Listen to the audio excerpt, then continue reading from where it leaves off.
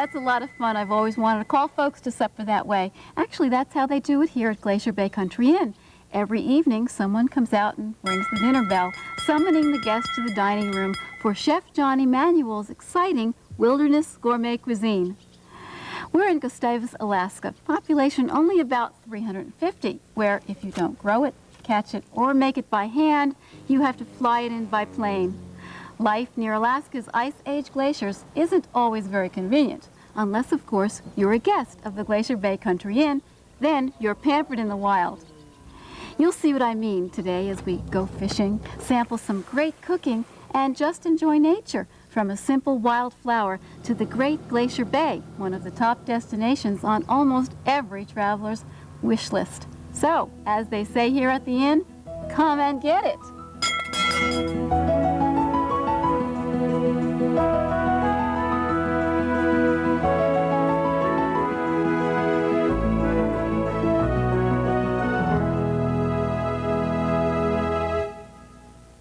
Funding for Country Inn Cooking with Gail Greco has been provided in part by DuPont, makers of DuPont Silverstone non-stick surfaces. DuPont Silverstone, made to survive life in your kitchen. Jones Dairy Farm, makers of premium breakfast sausage, hams, and liver sausage products since 1889. Jones, welcome to our house. Regalware, manufacturer of American-made cookware, cookware sets, and kitchen electrics for over 50 years. Glacier Bay Country Inn is much more than a cabin in the woods. It's a first-class wilderness retreat with comfortable lodging, gourmet meals, and private boats for fishing and sightseeing adventures in Glacier Bay National Park. But it's not just the ancient glaciers people come to see. It's the untamed wildlife. During the summer, the bay abounds with humpback whales, seals and sea lions, raucous birds flock on rocky cliffs, and lumbering black bears search the shores for berries and fish. The inn has all the rustic charm you'd expect from this isolated and stunningly beautiful area of the Alaskan bush, thanks to innkeepers Sandy and Ponch Marchbanks. They make it seem easy, but life in Alaska is a lot of work. Ponch mills his own lumber to build guest cabins, and Sandy hand-letters individual ceramic place cards to welcome guests to the table. In the kitchen, Chef John Emanuel even makes bagels from scratch. And if you're looking for a real-life Sicily, Alaska, the mythical town from the TV show Northern Exposure, visit Tiny Gustavus. But don't blink or you might miss one of the 2 stores in downtown. Locals are proud of the rural atmosphere and welcome visitors, suggesting if someone waves, feel free to wave back and drive slowly to enjoy the view. Contact with the outside world is limited, but bush pilot Gary Chamberlain often flies in many of the inn's staples. He provides Chef John Emanuel with ingredients and produce that can't be caught, grown, or made right here.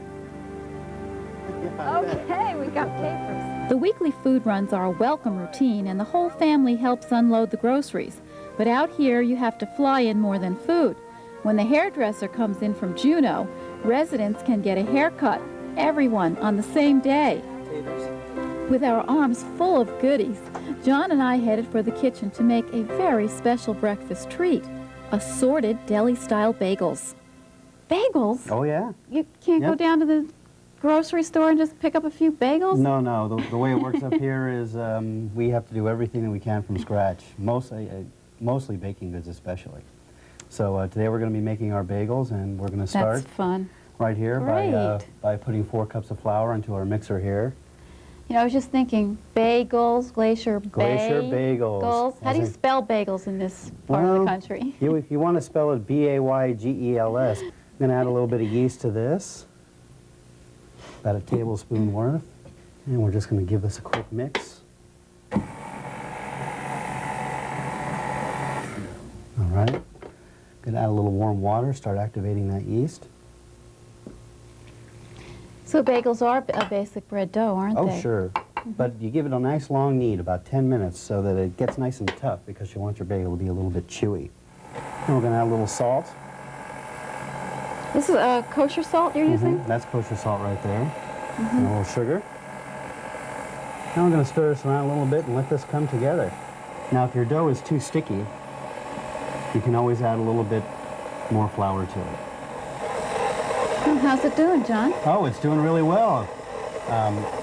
It's about where we want it right now. We want it to be just not sticky, just a little tacky. If you need to add a little more water. A tacky bagel? Nothing like a tacky bagel, huh? A little more water? If you need to add a little more water or a little more flour to it to get out to that stage, go right ahead. So we're going to remove this from the machine and just kind of form it into a ball. A big bagel. A big bagel ball. And throw it into our little greased bowl that we have here. So we're going to let this rest here for a little while till it rises to about 1.5 times its size right now. And you don't want it to rise too much like normal bread because you want it to be dense and chewy like a bagel should be. Oh, that's true. Yeah. Mm-hmm. So just going to cover this up and we're going to let it rest for a while. Well, John, I followed your recipe and I got all the ingredients together. Oh, great. I hope Thank you I very got much. everything for you. Oh, it looks like it. Looks like it. Yeah. So let's check our dough. Uh-oh, Oh, good. it's looking great. That's huh? what we want. That's exactly what we want right there. Yeah. So Punch down the risen Yeah, it's dough, pretty reshape into a ball, and divide into fifths. and then we can knead into each one of these whatever we want. But I'll tell you what, I'll just take one right now, and we'll make any kind of bagel you want out of these ingredients up here. What do you like? We can want to take a look at some of the ingredients we Yeah, have. what do we have? We have poppy seed, Mhm. jalapeno, Mhm. basil, Mhm. sun-dried tomato, green onion, cheddar cheese, ginger, and sesame. So, sun-dried tomato Mhm. and basil. That we can do. All right. All right, so we'll get our dough out here a little bit, and we'll put a little bit of this in here. Now, you want to keep in mind that the sun-dried tomatoes that we've rehydrated have a lot of moisture in them, so we're probably going to have to wind up throwing a little more flour into this. Okay. And some basil, and we'll just work it in. All right. So It's a- that's how you do it. It's a little messy, but it works eventually. You know, I kind of like to turn it back over itself. What you want to be careful when you're kneading the dough is that you be careful not to break the gluten strands that are in there. Can I try that, John? Sure. It looks too good to... So just kind of fold it in on Mhm, just itself. fold it in on it. Gently work the dough until your choice of ingredients is well incorporated. A blanket. Since this is going to make 2 bagels, I'm going to cut this in half. And I'm going to form each one into a little ball. I'll just try to follow you. And the best way to do that, just like this. So we'll let this rest for a bit, and we'll put it in our simmering solution. Okay, we've let them rest. Let's take a look and see. They have a little tiny rise to them, Sure just enough. so they're a little bit poofy. Yeah, Mhm. they feel a lot lighter. Right, exactly. So I'll show you how to shape a bagel. You grab it just like this, between your middle finger and your thumb. Yeah. And you pinch. Just go right all the way through it. See that? No kidding. And stretch it just really carefully. Just like this. Hi there. After shaping the bagels, they are simmered in a solution of water, salt, and sugar for about 1 minute per side. This process is known as kettling and is one reason bagels have a chewy texture. And see how it's kind of getting bubbly and poofy along the edges there? That's Yes. exactly what we're looking for. So I think that these are ready. So I've got All a right. greased small baking sheet that we'll just take these guys out, lay them on real carefully. All right, there we go. All right, And and then- we're just going to go ahead and put them in the oven for 425 degrees for 5 minutes, and then we're going to lower the heat to 350 until they're golden. That's it. Easy going. Well- And this is what you wind up with. I can't stand it. I've got to try this. Okay, I'll join you. So listen, here's to Glacier Bagel. Glacier Bagels at the Glacier Bay Country Inn. John's chewy, flavorful bagels were the perfect start to a glorious Alaskan day, which in summer means a full 18 hours of sunlight. I couldn't wait to get outside for a first-hand look at the wilderness and started with a walk through a meadow of wild lupine. Then John and I went for a short ride aboard one of the inn's boats, binoculars in hand. I saw a lot to write home about. Dear Larry, exploring Alaska is once again so fulfilling. Wildflowers and wildlife surround the inn. Today, while bird watching, we came across a colony of harbor seals. Then I saw a pod of humpback whales breaching in the distance. What a show! We also saw an Alaskan black bear strolling down the beach. He looked well fed, but I'm glad we were in the boat. See you soon, Gail. John told me that one of Alaska's most delicious fish, halibut, is also plentiful in the cool waters of Glacier Bay. One of the inn's most requested dinners is pan-fried halibut fillet, served with a New Orleans-style olive relish called muffaletta. Oh my goodness. Halibut.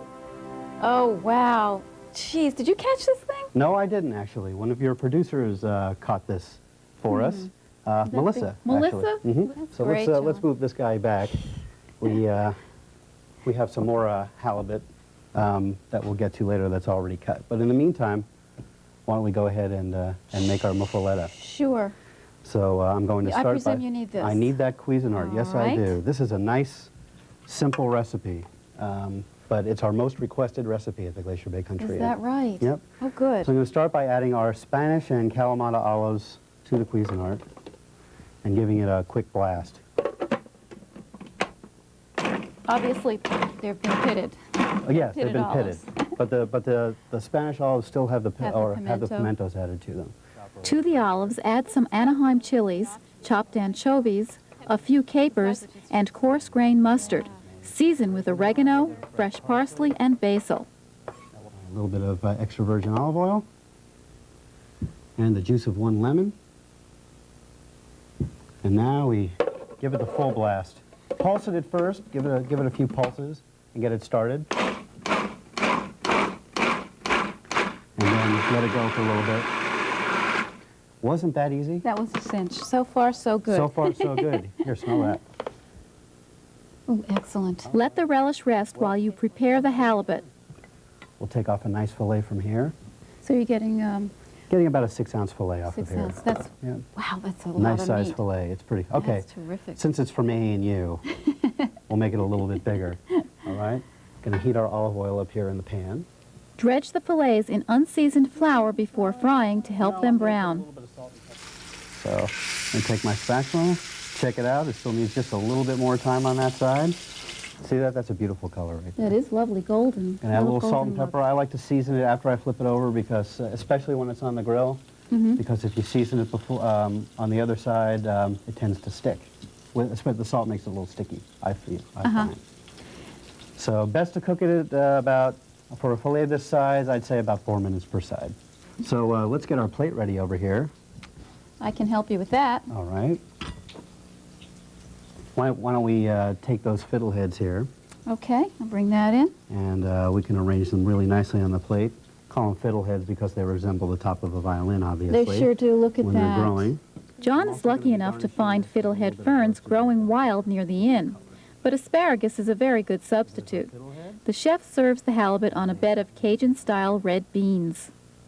You want to spoon a little bit of that muffaletta right on top of there? Yes, you're giving me that privilege. Yep. How nice. Oh, it's so moist. Mm-hmm. Just go kind of let it fall, right? A little bit over that's to the what side. I like to do it that way. Great, You- there we go. You do impress me as the artistic type. Oh, thanks. Yeah, that's what we try and do. We try and bring a new element. You know, I don't think they've seen a lot of that sort of thing up here. We try and bring a little gourmet to Southeast Alaska. But, Well, you you're know, the guy to do it with But your they showed me a background. little something about moose, so it was a trade-off. And here we have some edible flowers. In this case, it's pansies. We're going to stick a couple off to the side over here. Oh, And there you that have it. is spectacular. That's a nice plate. All in the name of a halibut. Isn't that amazing? Thank you, Melissa.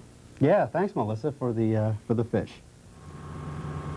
Now, I'm not an expert angler, but the thought of reeling in a 400-pound halibut was alluring. Besides, I couldn't be the only one back at the studio without a fish story to tell. John was happy to give me a lesson, courtesy of the inn's boat fleet, Grand Pacific Charters. And then we're using an 80-pound test line, and we're hoping to get a big halibut today. So Like 40 pounds? that's not big. That's not big. Keep What's going. the biggest one you ever got, John? Well, the biggest one I ever got was 140 pounds. Well, But let's but go that's for still, 150. Okay, that sounds good to me. Because you know what? So- We want to eat tonight at the inn. Okay, so All right, what do I do? here, You hold on to this. I'll give you this one. Touch this? Yeah, hey. We're fishing. We're getting our hands dirty. Okay. All right. It's just fish. It's just like any other fish. fish. Except it's really, really salty. Okay. Okay. Now we're going to throw our lines over the side here and just let it hang like that, okay? All right. All right, there you go. Now what you do, while holding your thumb tight against the spool so the spool doesn't run, Yeah. okay? Yeah. You want to flip this switch right here, All right. Got it. okay? Now carefully release your thumb slowly, but still keeping tension on it, and just let it fall into the water. Okay. Just let Down it we fall. go. Okay, now we're on the bottom. Reel up about a foot. Reel up about a foot. Mhm. Just Yep. forward. Yep. Yep, Okay. that's it. That's good. All right. And to jig, you're just bouncing up and down. You want the weight just off the bottom, but the hook with the bait kind of bobbing right against the bottom and Oh, off this the is bottom. fun. And when you get a big fish biting on there, you'll know. Look at those. Look at that. Look. Isn't that incredible? I got something. Yeah, he's on. He's on. We're on. Okay, you got it. Oh my gosh. And lift it up. And guess what? We did. Seaweed. You got a big old mass of seaweed. Next time I come back, I'll get the big one that got away. Must have been close to 100 pounds. Got away. I mean 150 pounds. That's all right. How'd you guys do today? Well, anyway, if you are lucky enough to land a fish, you can take it home with you thanks to an extraordinary young woman known to the locals simply as Pep. In a few minutes, she'll fillet your catch, vacuum pack the portions, and flash freeze them to carry home. Large Alaskan spot prawns are another local seafood that John serves, sometimes grilled al fresco with a spicy marinade. So let's get started. We're going to start with some melted butter. And the butter is going to do a couple of things. Of course, it's going to add flavor, it's going to add gloss, and it's going to cause that grill to flare up a little bit and be kind of smoky. We've got some honey here that we're going to add to it, and that's going to make that a little bit sweet, and it's going to caramelize against the grill to make those nice grill marks. This is Thai chili paste, and we're going to add that to it. I think that just gives a great Asian flair to it and a nice spiciness. Here I have some ginger, which I'm going to grate right on into that. First I I'm love gonna peel ginger, it. and it is so good for you. Any excuse to use it. That's true. Right? I'm really into it. I like using it fresh. I like using it pickled. After grating in the ginger, add some fresh chopped cilantro and a finely minced large garlic clove. Ever seen this before? This is lemongrass, This is right? lemongrass or citronelle. Just don't see it very often. Yep, very. You can get it in Asian markets depending on where you live. It's a popular Thai ingredient, and I'll show you how to clean this. You clean off all the dead stalk first, all right? Now with lemongrass, you really only use about this much down. So I'm going to chop the top part off, and since this is citronelle, just like the citronella candles, we'll save that and we'll burn it to keep the mosquitoes away in case, well, you know, there's the occasional mosquito over here in Alaska. Oh, so. right. And we're just going to take the back of our knife, and we're going to smash this up a little bit. Ah.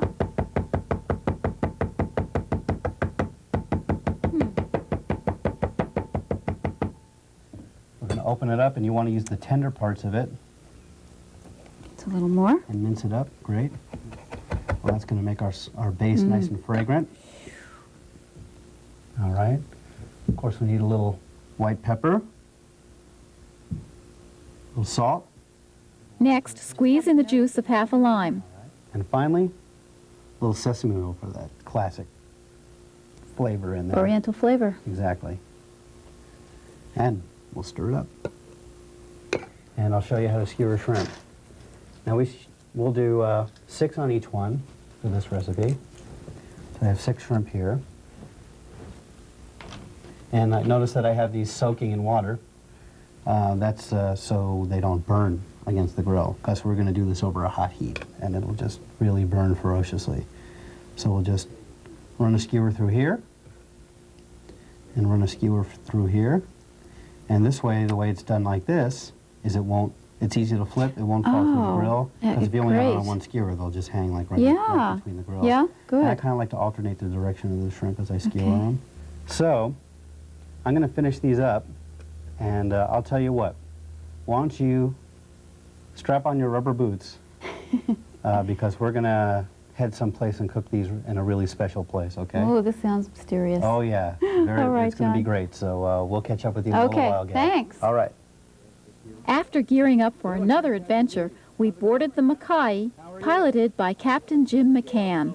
Hi, Jim. Hi, Gail. I've Nice to heard a meet lot you. about you. Same here. So this is the Mackay, huh? Yes, it is. This is your boat, huh? Yeah. Great. Great. Let me give you a hand up Have a- there. Thank you. Oh, this There's a big is step fun. down. All right. Oh, You've done get this, this John. out here. Yep. Great. Wow. Nature sets the pace in Alaska, and the slowly receding glaciers give a glimpse of time long past. Gail, John, we're here at Lamplugh Glacier. We're approximately about a quarter of a mile away from the glacier right now. The ice is so blue. Yeah, that's the more dense the ice gets, the bluer it'll get. The sun only reflects the blues back out of the ice. If you run out of fresh water while out touring Glacier Bay, you can always net a piece of floating glacial ice. It's pure and clean, perhaps because it's so old. So here's our glacial ice. See? How old do you think this is? Well, Jimmy thinks they're probably about 400 years old when they drop off, so... We're touching about a 400-year-old piece of ice? Yeah, it's So cold. what are we going to do with this? Well, we can hack off a few pieces and maybe we can make ourselves some coffee for the ride home. All right, John. You promised me 400-year-old Okay. coffee. All right. I've got the pot. All right. Our nice little percolator here. Okay. Take some of this ice here. That's how we do it. Ah, glacier coffee. Hey, John. I got How's it something going, for Gail? you. There you go. Perfect. Perfect. You were right. All right. Great. Look at this. Here's Cheers. to coffee made from 400-year-old ice. 400-year-old coffee. Just see. like Mom used to make. The ancient ice made a great cup of java, and as John promised, we lit the grill in a very special location in front of Reed Glacier to cook up our spicy shrimp kebabs. Smoke. Ooh, Just like that. You like to do it over Watch a high your heat. sleeve. Oh, I see it. I see it.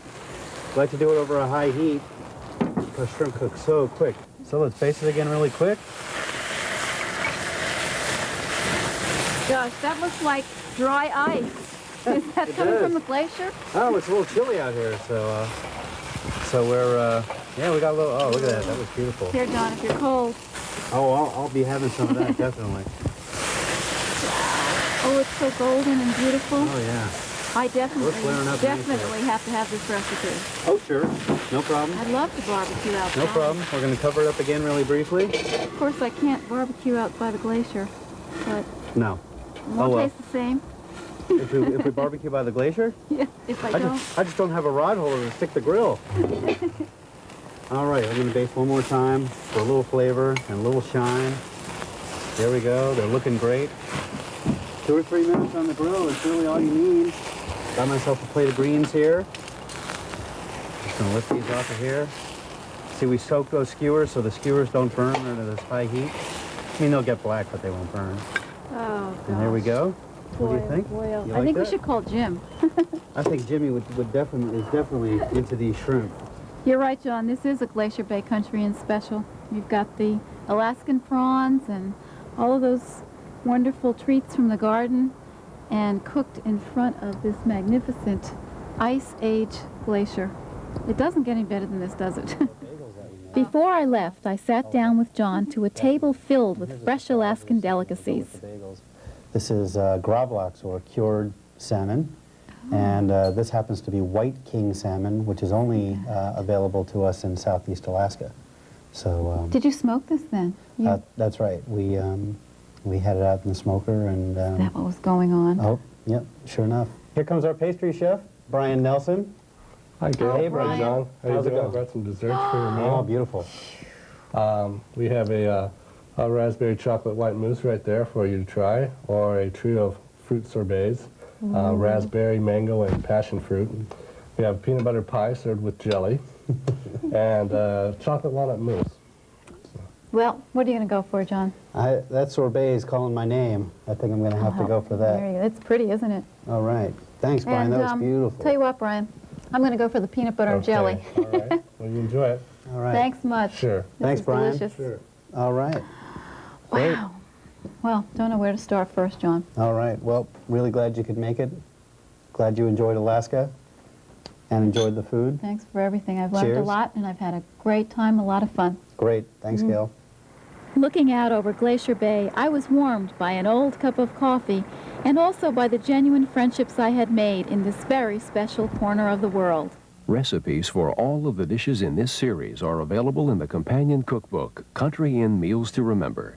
To order, call 1-800-582-1800. The price is $12.95 plus shipping and handling. Have your credit card ready. Funding for Country Inn Cooking with Gail Greco has been provided in part by DuPont, makers of DuPont Silverstone non-stick surfaces. DuPont Silverstone, made to survive life in your kitchen.